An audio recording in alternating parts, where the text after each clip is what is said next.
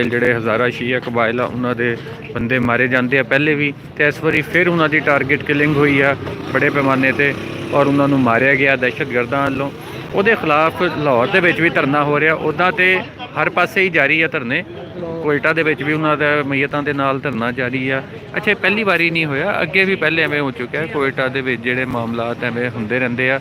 ਉੱਥੇ ਅੱਗੇ ਵੀ ਜਿਹੜਾ ਵਾ ਕਤਲ ਹੁੰਦਾ ਰਿਹਾ ਵਾ, ਦਹਿਸ਼ਤਗਰਦਾਂ ਨੇ ਕਤਲੇਆਮ ਕੀਤਾ ਵਾ। ਉੱਥੇ ਬਹੁਤ ਜ਼ਿਆਦਾ ਤਾਦਾਦ ਦੇ ਵਿੱਚ ਹਜ਼ਾਰਾ ਕਬਾਇਲ ਨੂੰ ਮਾਰਿਆ ਗਿਆ। ਹਜ਼ਾਰਾ ਜਿਹੜੇ ਬੇਸਿਕਲੀ ਵਾਲੇ ਤੇ ਸ਼ੀਏ ਆ ਉਹਨਾਂ ਨੂੰ ਦਹਿਸ਼ਤਗਰਦ ਆ ਜਿਹੜੇ ਉਹਨਾਂ ਮਾਰਦੇ ਆ। ਬਲਕਿ ਹਰ ਥਾਂ 'ਚ ਹੀ ਫਿਰਕਾ ਵਰਾਨਾ ਤੇ ਬੁਨਿਆਦਾਂ ਦੇ ਉੱਤੇ ਕਤਲੇਆਮ ਜਿਹੜਾ ਵਾ ਹਰ ਥਾਂ 'ਚ ਹੀ ਹੁੰਦਾ ਵਾ।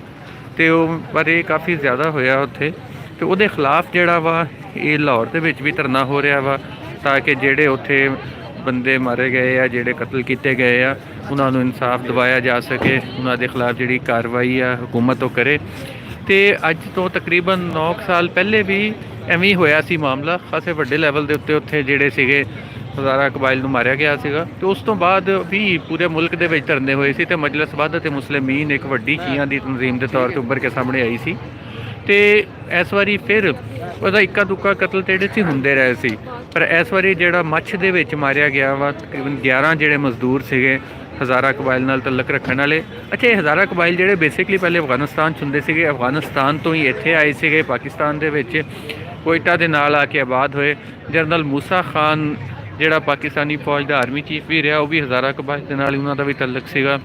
ਅਤੇ ਇਹ ਉੱਥੇ ਕੋਇਟਾ ਦੇ ਵਿੱਚ ਇੱਕ ਬਿਲਕੁਲ ਇੱਕ ਸਾਈਡ ਇੱਕ ਪੂਰਾ ਇੱਕ ਆਈਸੋਲੇਟਡ ਕਿਸਮ ਦਾ ਇਲਾਕਾ ਵਾ, ਯਾਨੀ ਕਿ ਪੂਰਾ ਇੱਕ ਫੈਂਸਿੰਗ ਵਾਲਾ ਏਰੀਆ ਵਾ, ਇਹਨਾਂ ਦਾ ਆਪਣਾ ਏਰੀਆ ਵਾ ਜਿੱਥੇ ਹੋਰ ਕੋਈ ਨਹੀਂ ਹੁੰਦਾ।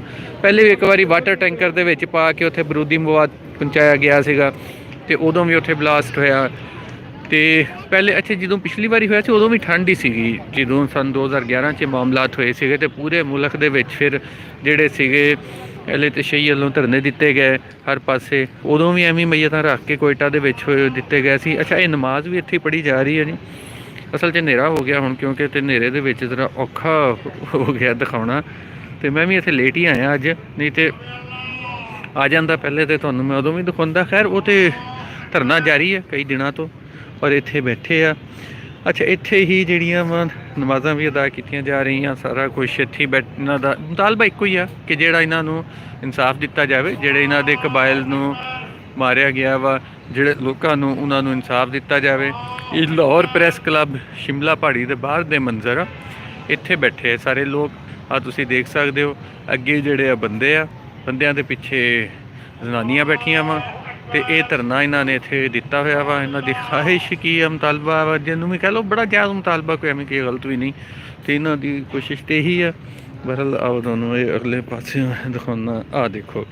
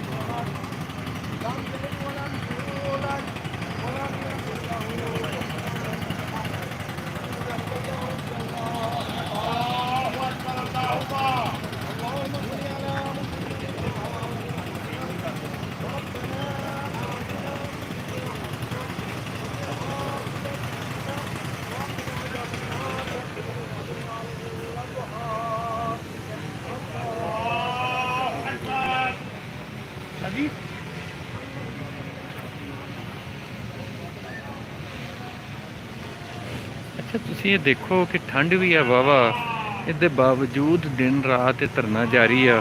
ਅਤੇ ਕੋਇਟਾ 'ਚ ਵੀ ਐਵੇਂ ਹੀ ਆ, ਮੀਤਾਂ ਰੱਖ ਕੇ ਬੈਠੇ ਆ। ਖੈਰ, ਉਹ ਇhtਜਾਜ ਕਰ ਰਹੇ ਆ। ਆ ਇੱਥੇ ਤੁਸੀਂ ਦੇਖੋ ਕਿ ਆ ਨਮਾਜ਼ ਜਿਹੜੀ ਅੱਗੇ ਵੀ ਪੜ੍ਹ ਰਹੇ ਆ ਲੋਕ, ਜਾਂ ਪਿੱਛੇ ਵੀ ਜਿਹੜੇ ਆ ਨਮਾਜ਼ ਪੜ੍ਹ ਰਹੇ, ਸੜਕ ਦੇ ਉੱਤੇ ਪੜ੍ਹ ਰਹੇ ਆ। ਬਹਰਹਾਲ ਇਹ ਜਿਹੜਾ ਧਰਨਾ ਵਾ, ਇਹ ਤੁਹਾਨੂੰ ਕੋਇਟਾ ਵਾਲੇ ਮਨਾਜ਼ਰ ਵੀ ਅੱਜ ਮੈਂ ਕੋਸ਼ਿਸ਼ ਕਰਦਾ ਉਹ ਵੀ ਤੁਹਾਨੂੰ ਦਿਖਾ ਸਕੀਏ। ਉੱਥੇ ਕਿਸੇ ਯਾਰ ਬੇਲੀ ਨੂੰ ਕਹਿੰਦੇ ਆ ਕਿ ਯਾਰ ਜੇ ਉੱਥੋਂ ਦਿਖਾ ਦੇਵੇ ਜਾ ਕੇ। ਅਤੇ ਬਹਰਹਾਲ ਇਹ ਜ਼ੁਲਮ, ਅਤੇ ਇੱਦਾਂ ਦੇ ਜ਼ੁਲਮ ਦੇ ਖਿਲਾਫ ਆਵਾਜ਼ ਚੱਕਣਾ ਜਿਹੜਾ ਹਰ ਬੰਦੇ ਦਾ ਫਰਜ਼ ਆ। ਹਰ ਬੰਦੇ ਨੂੰ ਚਾਹੀਦਾ ਕਿ ਆਵੇ ਅਤੇ ਗੱਲ ਕਰੇ। ਅਸੀਂ ਵੀ ਕਰਦੇ ਹਾਂ। ਤੇ ਬਾਕੀ ਦੋਸਤਾਂ ਅੱਗੇ ਵੀ ਬੇਨਤੀ ਹੈ ਕਿ ਉਹ ਵੀ ਇਸ ਜ਼ੁਲਮ ਨੂੰ ਰੋਕਣ ਲਈ ਹਕੂਮਤ ਦੇ ਅੱਗੇ ਵੀ ਦਰਖਾਸਤ ਹੈ ਵੀ ਕਿਉਂ ਹਲੇ ਤੱਕ ਉਹਨਾਂ ਨੂੰ ਕੋਈ ਵੀ ਮਿਲਣ ਨਹੀਂ ਗਿਆ। ਨਾ ਕਿ ਵਜ਼ੀਰ ਛੋਟੇ ਮੋਟੇ ਤੇ ਗਏ ਹੋਣੇ ਆ, ਵਜ਼ੀਰ ਆਜ਼ਮ ਦੀ ਮੈਂ ਗੱਲ ਕਰ ਰਿਹਾ, ਨਾ ਹੀ ਉਹਨਾਂ ਨੇ ਹਲਤੀ ਨੋਟਿਸ ਲਿਆ। ਉੱਦਾਂ ਇੱਥੇ ਮਾੜਾ ਜਿਹਾ ਕੋਈ ਮਸਲਾ ਹੋਵੇ ਤਾਂ ਨੋਟਿਸ ਲੈ ਕੇ ਬਹਿ ਜਾਂਦੇ ਆ। ਚਲੋ ਬਹਰਹਾਲ ਮੈਨੂੰ ਦਿਓ ਇਜਾਜ਼ਤ ਇੱਥੋਂ ਲਾਹੌਰ ਸ਼ਿਮਲਾ ਪਹਾੜੀ ਤੋਂ, ਫਿਰ ਕੁਛ ਹੋਰ ਤੁਹਾਨੂੰ ਦਿਖਾਉਂਦਾ।